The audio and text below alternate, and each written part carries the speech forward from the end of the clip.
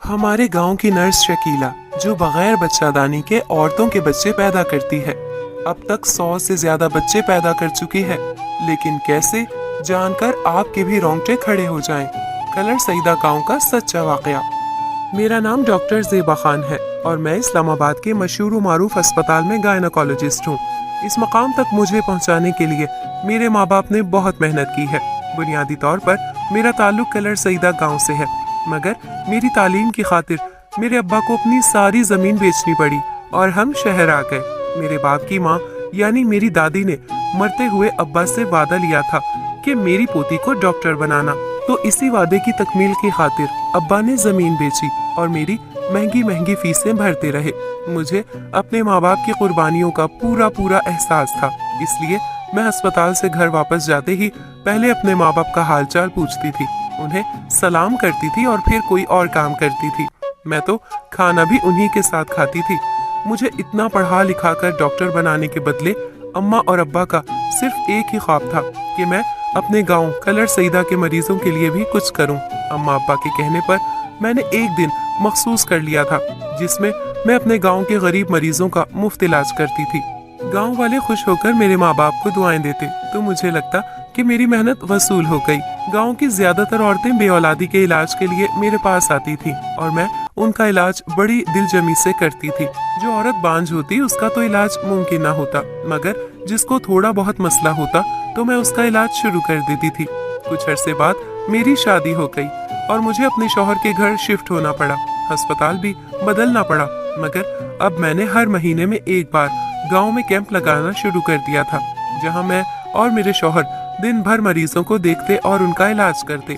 कभी कभी एक दो और डॉक्टर भी शौक शौक में चले आते थे। न सिर्फ कलर सईदा बल्कि आसपास के गांव के लोग भी आ जाते। ये सिलसिला मेरे माँ बाप की वफात तक चलता रहा। अम्मा अब्बा का मरना मेरे लिए एक बदतरीन जज्बाती झटका था। मेरी दुनिया ही उजड़ गई थी। कई माह तक मैं संभलने की कोशिश करती रही। इसी दौरान मेरे शौहर को लंदन में सोशलाइजेशन के लिए जाने का मौका मिला, तो मजबूरी में मुझे भी जाना पड़ा। मुझे अपने माँ बाप का वादा याद था कि अपने गांव वालों के इलाज में कोई कसर ना छोड़ना, इसलिए जाने से पहले मैंने गांव वालों को कहा था कि वो मेरी दोस्त डॉक्टर फरी से इलाज करवा सकते हैं। मैंने सोचा था कि इस दोस्त डॉक्टर को हर महीने इन मरीजों के इलाज के लिए पैसे भेज दिया करूंगी। इस काम से मुतमईन होकर हम दोनों लंदन आ गए। वहाँ हमने 5 से 6 साल गुजारे थे। मेरे शौहर का यही इरादा था कि अब बाकी की जिंदगी हम यहीं गुजारें, क्योंकि हमारे बच्चों का मुस्तकबिल यहाँ बहुत महफूज था। मगर मेरा कहना था कि यहाँ बहुत काबिल डॉक्टर्स हैं, लेकिन हमारे मुल्क को हमारी जरूरत है, हमें वापस जाना चाहिए। यूं हम 7 साल बाद वतन वापस लौटे। बहुत कुछ बदल चुका था। हम दोनों ने एक अस्पताल में जॉब शुरू कर दी। एक दिन मेरे पास एक औरत इलाज की गर्ज से आई। उससे यूं ही तफसील पूछते हुए मैं चौंक गई, क्योंकि वो अब्बा की दूर की भतीजी थी और उसका बचपन भी कलर सईदा में यानी मेरे गांव में गुजरा था। उससे थोड़ी और बात हुई तो मालूम हुआ कि हम बचपन में एक दूसरे के साथ काफी खेला करते थे। मुझे एक अरसे बाद किसी अपने को देखना बहुत अच्छा लगा था। वो अब इस्लामाबाद में रहती थी। उसका नाम शमीम था और उसकी शादी को 5 साल हो चुके थे, मगर अभी तक उसकी औलाद नहीं हुई थी। मैंने उसके और उसके मियाँ के टेस्ट किए। रिपोर्ट्स आई तो मुझे बहुत अफसोस हुआ, क्योंकि शमीम की बच्चेदानी में ट्यूमर था और ये ट्यूमर गुज़िश्ता 5 साल से बढ़ रहा था। अगर उसको जल्द ना निकाला जाता तो ये जानलेवा कैंसर हो जाता। मैंने शमीम को सारी सूरत हाल से आगाह किया और कहा, हमें इलाज करना होगा और तुम्हारी बच्चादानी को निकालना होगा। वो बेचारी बहुत रोई कि अगर ये निकाल दी गई तो मैं बच्चे पैदा करने की सलाहियत से महरूम हो जाऊंगी, मगर उसकी जान बचाने के लिए ये बहुत जरूरी था। शमीम को ऑपरेशन करके उसकी बच्चादानी निकाल दी गई और वो हमेशा के लिए बांझ हो गई। मुझे उसके लिए दुख था, मगर मैं उसके लिए कुछ नहीं कर सकती थी। शमीम से मिलकर मुझे अपने गांव का ख्याल आया और मैं उस डॉक्टर से मिलने गई जिससे मैंने अपने गांव के मरीजों के फ्री इलाज के लिए दरख्वास्त की थी। उससे मिली तो उसने एक हैरत अंगेज इंकशाफ किया। कहने लगी, तुम्हारे जाने के 1-2 साल तो तुम्हारे गांव से लोग इलाज के लिए आते रहे, मगर गुज़िश्ता 5 साल से कोई औरत इलाज के लिए नहीं आई। ये बहुत हैरत अंगेज बात थी कि क्या गांव की औरतों ने बच्चे पैदा करने छोड़ दिए हैं, या फिर अब उनको डॉक्टर के पास आने की जरूरत ही नहीं रही थी। खैर, मैंने सोचा कभी गांव चक्कर लगाऊंगी और अपनी रूटीन में मसरूफ हो गई। ये 2 साल बाद की बात थी। अचानक बाजार में मुझे शमीम अपने शौहर के साथ नजर आई। उसकी गोद में 1 साल का बच्चा भी था। मैंने हैरानी से सोचा, ये तो बच्चा पैदा नहीं कर सकती थी, फिर ये बच्चा? मेरे जहन में आया, हो सकता है उसने कहीं से गोद ले लिया हो। शमीम मुझसे मिलकर बहुत खुश हुई और जबरदस्ती अपने घर ले गई। मैंने चाय पीते हुए अपने तजस्सुस को खत्म करने के लिए पूछा, शमीम ये बच्चा किससे गोद लिया है? क्या अपने बहन भाइयों में से किसी से लिया है? कहने लगी, अरे मैं क्यों गोद लूंगी, ये मेरा अपना बच्चा है, मेरा सगा बच्चा। मैं तो हक्का पक्का ही रह गई कि उसको क्या हो गया है, क्या इसका दिमाग खराब हो गया है। मैंने कहा, शमीम तुम्हारी बच्चादानी तो मैंने निकाल दी थी, तुम कैसे औलाद पैदा कर सकती हो? मेरी बात सुनकर वो मुस्कुराने लगी और कहने लगी, बाजी यही तो बात है, जब आपने मुझे बताया था कि मेरी बच्चेदानी निकाल दी गई है तो मेरी तो दुनिया ही अंधेर हो गई। 1 साल पहले हम दोनों एक शादी पर कलर सईदा गए तो वहाँ जाकर मेरी तो जिंदगी ही बदल गई। मालूम हुआ कि वहाँ एक नर्स शकीला है जो बगैर बच्चादानी के बच्चे पैदा करती है और अब तक 100 से ज्यादा बच्चे पैदा कर चुकी है। गाँव की औरतों की तो मौज लगी हुई है, अब कोई बांझ औरत गाँव में नहीं बची। शमीम की बात सुनकर मेरा मुंह खुल गया।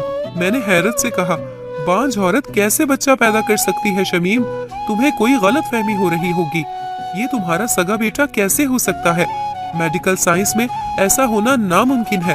वो कहने लगी, बाजी मैं ठहरी अनपढ़ औरत, मुझे ये आपकी डॉक्टरी वॉक्टरी का नहीं पता, मगर इतना मालूम है कि वो नर्स इलाज करती है और कसम खाकर कहती है कि वो 100% वालिदैन का सगा बच्चा ही होता है। मैंने कहा, हो सकता है उसने कहीं से बच्चा लेकर तुम्हें दे दिया हो और कह रही हो तुम्हारा बच्चा है, मगर शमीम मानने को तैयार ही नहीं थी। कहने लगी, ये मेरा सगा बेटा है। मैंने अफसोस से उसको देखा, कोई नर्स उसे पागल बना गई थी और वो भी बन गई थी। भला जिस औरत की बच्चेदानी निकाल दी गई हो वो बच्चा कैसे पैदा कर सकती है? जरूर उस नर्स ने किसी का बच्चा इसे दे दिया होगा। मगर शमीम बजिद थी कि वो हामला हुई थी और उसने खुद बच्चा पैदा किया था। मैं किसी सूरत मान ही नहीं सकती थी।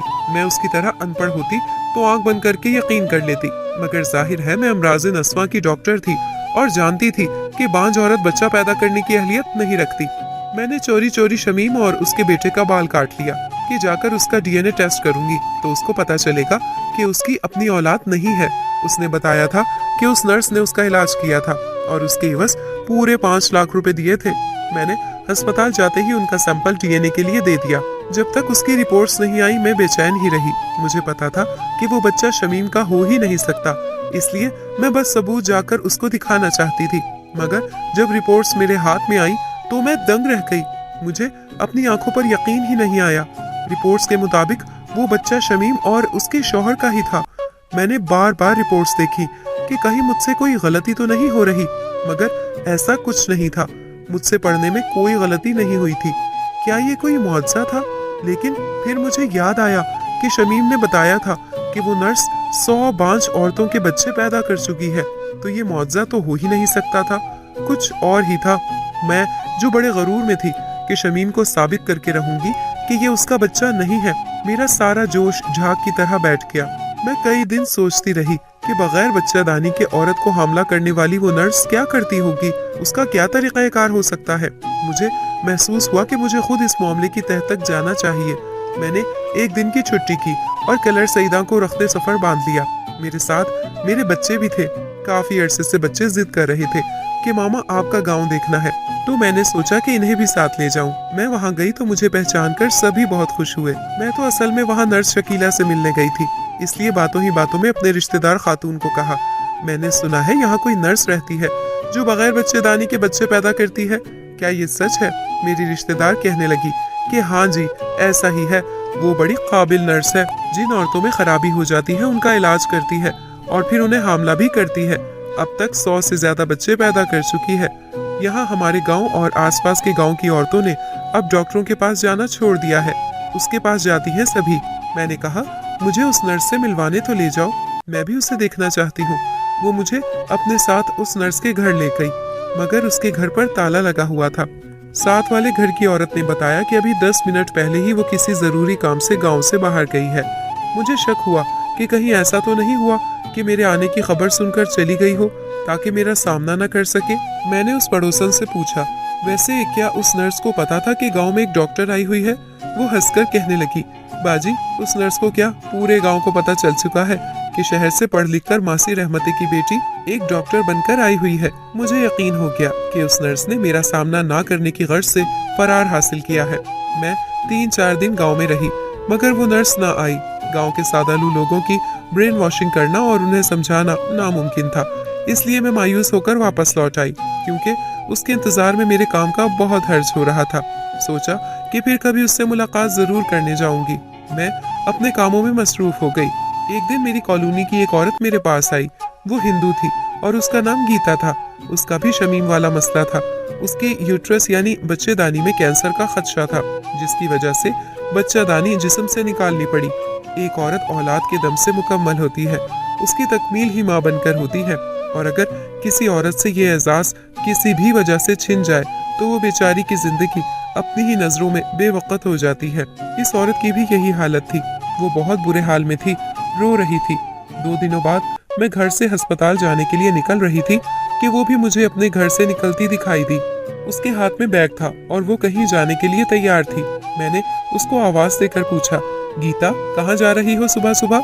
वो मेरे पास आकर कहने लगी, डॉक्टर साहिबा, मेरे घर काम करने वाली मुलाजमा ने एक नर्स का बताया है जो कलर सईदा में रहती है। सुना है वो बगैर बच्चेदानी के इलाज करके बच्चे पैदा करवा देती है। मैं ये सुनकर चौंक गई तो वो वहीं जा रही थी। अचानक मेरे जहन में एक आइडिया आया। मैंने कहा, चलो ठीक है, मैं भी तुम्हारे साथ चलती हूँ, मगर तुम किसी को नहीं बताओगी कि मैं एक डॉक्टर हूँ। तुम उस नर्स को ये कहना कि मैं तुम्हारी बहन हूँ। वो हैरान हुई कि मैं वहाँ क्यों जा रही हूँ, मगर कहने लगी, ठीक है, मुझे कोई एतराज नहीं। मैंने गीता के साथ वहाँ जाने का फैसला इसलिए किया था क्योंकि मैं जानती थी कि अगर मैं फिर डॉक्टर की हैसियत से गाँव गई तो वो नर्स फिर से कहीं चली जाएगी और सामने नहीं आएगी। इससे मिलने का बेहतरीन हल यही था कि अपनी पहचान छुपा कर मिलूं। हम दोनों गांव की तरफ रवाना हो गए। मैंने अपना चेहरा छुपा लिया था ताकि गांव की कोई औरत मुझे ना पहचान सके। मैं उसे लेकर सीधा उस नर्स के घर की तरफ आई। हम दोनों अंदर दाखिल हुए तो कुछ औरतें बारी बारी अंदर कमरे में जा रही थी। मैंने बारी आने पर गीता को अंदर जाने का इशारा करते हुए खुद भी उसके साथ ही अंदर आ गई। सामने ही नर्स के यूनिफॉर्म में एक औरत बैठी हुई थी जिसकी उम्र लगभग 35 साल थी। गीता ने उसे अपना मसला बताया तो वो सुनकर कहने लगी, ये इतना बड़ा मसला नहीं है, तुम्हारी औलाद हो जाएगी, 7 लाख का खर्चा आएगा, अगर मंजूर है तो बताओ। गीता ने कहा, ठीक है, जितने पैसे आप कहोगी मैं देने के लिए तैयार हूँ, मगर मुझे सारा तरीक़ाकार बता दे। वो नर्स देखने से ही मुझे बहुत शातिर लग रही थी। कहने लगी, इसमें कोई ऐसा खास तरीक़ाकार नहीं है, बस 2 महीने लगातार आपको इलाज करवाना है। 2 महीने बाद आप हामला हो जाओगी और 9 माह के बाद अपना बच्चा पैदा कर लोगी। गीता तो ये सुनकर बहुत खुश हुई, मगर मैं जो पहले से शक व शुबहात का शिकार थी अब मजीद ठटक गई। उसकी बातें हरगिज भी मानने वाली नहीं थी। ऐसा कैसे मुमकिन हो सकता था कि ठीक 2 माह में कोई भी औरत हामला हो जाए, वो भी ऐसी औरत जिसके पास बच्चा दानी ही नहीं हो। नॉर्मल और ठीक औरतों के बारे में भी हम डॉक्टर्स यकीन से नहीं कह सकते थे कि वो कब हामला होंगी, तो ये एक नर्स होकर इतने यकीन से कैसे कह रही है? मैंने पूछा, इसकी क्या गारंटी है कि आप जो कह रही हैं वो सच है? कहने लगी, मुझे 10 साल हो गए हैं बच्चे पैदा करते और बांझ औरतों का इलाज करते हुए 4 साल हो गए हैं। अब तक 100 बच्चे पैदा कर चुकी हूँ। मैंने अगला सवाल किया कि आपने कहाँ से बांझ औरतों के इलाज का कोर्स किया, मतलब किस अस्पताल वगैरह से? वो मेरा सवाल सुनकर एक लम्हे के लिए घबरा गई, फिर मुंह बनाकर कहने लगी, बीबी, अगर आपको मेरी काबिलियत पर शक है तो जाएं किसी और से इलाज करवा ले। गांव में सारी बांझ औरतें मेरी वजह से ही आज अपनी औलाद गोद में खिला रही हैं। चाहे तो किसी का भी DNA करवा कर देख लो, सबकी सगी औलाद ही होती है। मगर मुझे लगता है कि आप नहीं चाहती कि आपकी बहन की औलाद हो। जो शक करते रहते हैं वो सारी उम्र खाली हाथ ही रहते हैं। इसकी तकरीर सुनकर गीता जज्बाती हो गई और कहने लगी, नहीं नहीं, मुझे आप पर किसी किस्म का शक नहीं, ये ले आप 1 लाख रुपए एडवांस। मुझे कुछ कहने का मौका ही नहीं मिला और गीता ने जल्दी से अपने पर्स से 1 लाख निकालकर उस नर्स के हवाले कर दिए। उस नर्स ने गीता का टेस्ट करने के लिए थोड़ी सी मिकदार में उसके बाजू से खून निकाला और 3 दिन बाद आने को कहा। हम दोनों बाहर आ गए तो मैंने गीता को कहा, तुम इतनी जल्दी किसी की बातों में कैसे आ सकती हो? थोड़ी तहकीक करने के बाद तुम्हें पैसे देने चाहिए थे। वो कहने लगी, डॉक्टर साहिबा, रुपए पैसे की कमी नहीं, बस मुझे अपनी औलाद चाहिए और डॉक्टरों के पास जा जाकर मैंने देख लिया, नतीजा आपके सामने ही है। एक बार इस नर्स पर भी एतबार करने दीजिए। मैंने उस नर्स का मकान अच्छी तरह देखा था। वो छोटा सा 2 कमरों का मकान था, जिसमें कमरों के बाहर छोटा सा सहन था और एक तरफ किचन और वॉशरूम। जिस कमरे में वो बैठी हुई थी, सिर्फ वहाँ ही मुझे चंद दवाइयाँ वगैरह रखी नजर आईं, मगर वो तो आम सी बीमारियों यानी नज़ले जुकाम और बुखार वगैरह की दवाइयाँ थी। हामला औरतों से मुतालिक कोई दवा मुझे नजर नहीं आई वहाँ, और ना ही कोई और जदीद सहूलत। तो फिर उसने खून का टेस्ट कहाँ से करना था? करना भी था या बस वैसे ही दिखाने को सैंपल लिया था? मुझे गीता पर गुस्सा आ रहा था। वो उसे पैसे ना देती तो मैं उससे बातों ही बातों में कुछ न कुछ उगलवाने में कामयाब हो जाती, और कुछ नहीं तो उससे उसकी डिग्री ही दिखाने को कह देती। मुझे ये था कि बस गांव की औरतें ही बेवकूफ़ और सादा होती हैं, मगर गीता जैसी पढ़ी लिखी भी इन बातों पर यकीन कर रही थी। और जब यही बात मैंने उसे समझाने की कोशिश की तो कहने लगी, डॉक्टर साहिबा, मैं कौन सा गलत काम कर रही हूँ? किसी पीरी जोगी या पंडित के पास तो जंतर मंतर या झाड़ फूंक के लिए नहीं जा रही ना, एक नर्स के पास ही तो आई हूँ। उसको समझाने का कोई फायदा नहीं था, इसलिए मैं चुप कर गई। मगर मैंने सोच लिया था कि 3 दिन बाद फिर से उसके साथ जाऊंगी, मगर इससे पहले ही मुझे एक अहम कॉन्फ्रेंस में शिरकत करने मुल्क से बाहर जाना पड़ गया। वहाँ साथ ही मुझे मौका मिला कि 7 माह की इंटर्नशिप करूँ, तो मैंने इस मौके से फ़ायदा उठाया। इस दौरान मैंने गीता को मैसेज करके कहा था कि मेरे आने तक सब्र कर ले, मगर उससे सब्र ना हो सका। कुछ अरसे बाद उसने अपनी तस्वीर भेजी तो उसका बढ़ा हुआ पेट देखकर मैं चौंक गई। देखने से ही वो हामला लग रही थी। उसने मुझे एक अस्पताल की रिपोर्ट्स भी भेजी जिनके मुताबिक वो प्रेग्नेंट थी। मैंने तो सर पकड़ लिया कि ये कैसे मुमकिन है। उस नर्स ने ये क्या चक्कर चलाया था? मुझे यही तो जानना था कि वो औरतों को हमला कैसे कर रही थी। 1 महीने बाद गीता ने अपने बच्चे की तस्वीर भेजी, साथ में डीएनए रिपोर्ट थी। उसका वॉइस मैसेज आया हुआ था जिसमें उसने लिखा था, डॉक्टर साहिबा, आपकी तसल्ली के लिए डीएनए करवाया है ताकि आपको यकीन आ जाए कि ये मेरी ही औलाद है। मैंने जल्द से जल्द पाकिस्तान जाने की तैयारी शुरू कर दी। कुछ बहुत गलत हो रहा था जिसको रोकना बहुत जरूरी था। एक डॉक्टर होने के नाते, इससे बढ़कर एक इंसान होने के नाते मेरा फर्ज था कि उस नर्स की हकीकत मालूम करूं। मैंने अब की बार खुद उसके पास जाने का फैसला किया। जब मैं गीता के साथ गई थी तो मैंने अपना चेहरा छुपाया हुआ था, इसलिए पहचान लिए जाने वाली कोई बात नहीं थी। वैसे भी साल गुजर गया था। मैंने उसको जाकर 1 लाख रुपए दिए। मैंने उसको कहा कि मेरी शादी को 10 साल हो गए हैं, मगर औलाद नहीं हो रही। कहने लगी, तुम फिक्र नहीं करो, मैं तुम्हारा इलाज करूंगी तो तुम साहिबे औलाद हो जाओगी। मेरा ब्लड लेकर उसने 3 दिन बाद आने को कहा।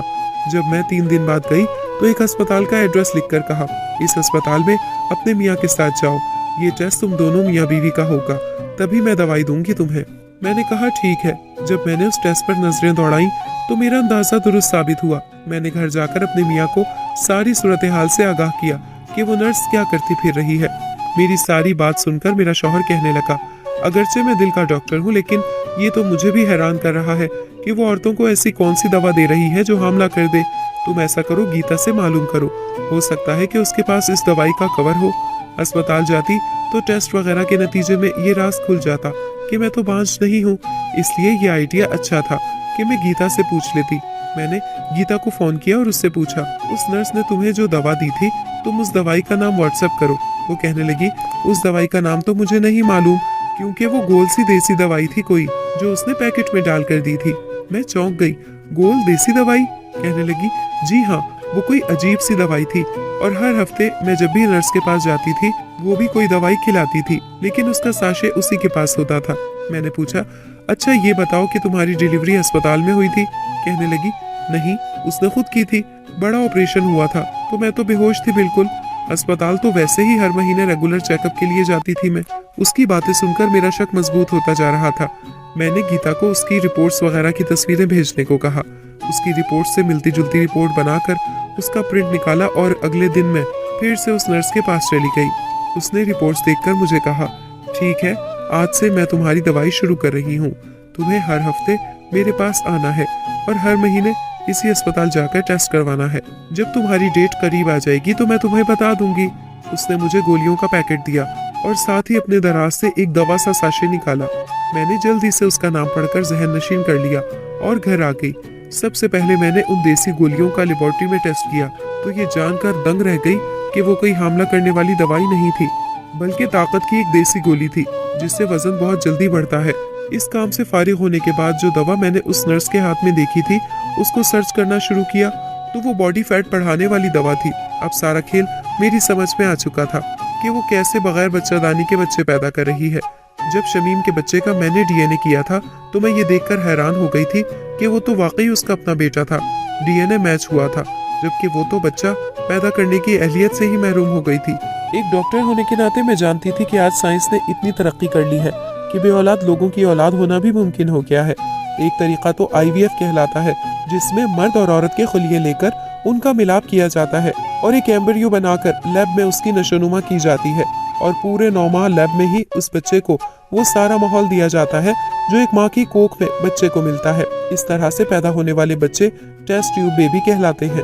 दूसरा तरीका सरोगेसी है, जिसमें ये होता है कि एम्ब्रियो किसी और औरत की बच्चेदानी में रख दिया जाता है और वो औरत हामला होकर बच्चे की पैदाइश करती है और सरोगेट माँ कहलाती है, जबकि बच्चे के हकीकी वालिदैन वही होते हैं जिनसे खुलिये लेकर एम्ब्रियो बनाया गया होता है। शमीम के बच्चे की डीएनए रिपोर्ट देखकर मैं समझ गई थी कि वो नर्स जरूर उन्हीं में से कोई तरीका इस्तेमाल करती होगी। पाकिस्तान के बड़े शहरों के चंद अस्पतालों में ही बस IVF की सहूलत मौजूद है, तो मैं बहुत हैरान हुई थी एक अकेली नर्स कैसे ये सब कर सकती है। दूसरा, मेरा सबसे बड़ा तजस्सुस ये था कि वो औरतों को हामला कैसे कर रही थी। सच बताऊं तो मुझे शुरू से ही बस यही उलझन थी कि ठीक है वो उनकी औलाद पैदा कर रही है, मगर ये तो नामुमकिन है कि बगैर बच्चेदानी की औरत हामला हो जाए, और इसी वजह से मुझे शक पड़ा कि कुछ ना कुछ तो गड़बड़ है। मामला इतना सीधा हरगिज नहीं जितना नजर आ रहा है। मुझे हामला करने वाला राज ना जानना होता तो मैं पहले दिन ही उस नर्स को बेनकाब कर चुकी होती। इसलिए मैंने गीता के साथ जाने का सोचा, मगर मैं जितनी कोशिश करती गई उतनी ही उस मामले से ताखिर होती गई। मुझे बाहर जाना पड़ गया, मगर जब गीता को भी बच्चा पैदा हुआ तो मुझे जल्दी करनी पड़ी और इसीलिए मैं खुद इसके पास गई। वो जो टेस्ट लिख कर देती थी वो बांझपन का होता था। इससे उसे ये मालूम हो जाता था कि मेरे पास जो औरत आ रही है वो वाकई बांझ है। वो अकेली नहीं थी, बल्कि इस अस्पताल का पूरा अमला ही उसमें शामिल था। यूं तो वो मैटरनिटी अस्पताल था, मगर असल में वो IVF का सेंटर भी था। पढ़े लिखे लोग तो अपनी खुशी से IVF करवा लेते हैं, मगर उनकी तादाद बहुत कम होती है।